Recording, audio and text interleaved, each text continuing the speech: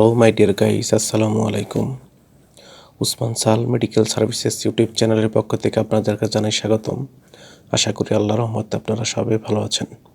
বন্ধুগণ, আজকের ভিডিওতে আমি আপনাদেরকে গ্যাস্ট্রিক সমস্যা, পেট ফাঁপা থাকা, বুক জ্বালাপোড়া করা ইত্যাদি সমস্যার সমাধানে অত্যন্ত কার্যকর একটি মেডিসিন এবং মেডিসিনটির নাম, দাম, গ্রুপ বা জেনারিক নাম, প্রস্তুত করা কোম্পানির নাম, খাওয়ার নিয়ম এবং এর সাইড এফেক্টস বা পার্শ্ব প্রতিক্রিয়া সম্পর্কে আলোচনা করব।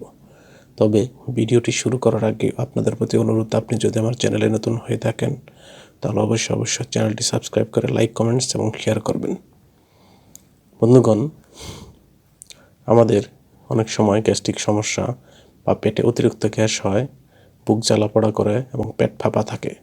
এসব সমস্যার সমাধানে ডাক্তারগণ তাদের পরামর্শপত্রে যে গ্যাসের ওষুধটির কথা লিখে থাকেন তার নাম হলো প্যানসস ট্যাবলেট, যেটির মাত্রা 20 মিলিগ্রাম বা 40 মিলিগ্রামের হয়ে থাকে।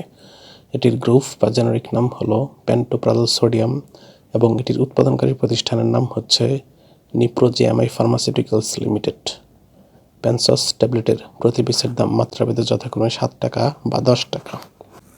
এটি খাওয়ার নিয়ম হচ্ছে শিশুরা এই ওষুধটি খাইতে পারবে না বা খেতে পারবে না বা তাদের জন্য প্রযোজ্য নয়। অন্যদিকে প্রাপ্তবয়স্কদের ক্ষেত্রে ডাক্তারের পরামর্শ অনুযায়ী দৈনিক 20 থেকে 40 মিলিগ্রাম একটি করে ট্যাবলেট 1 থেকে 2 বার অথবা ডাক্তারের পরামর্শ অনুযায়ী ইনজেকশন দেওয়া যেতে পারে।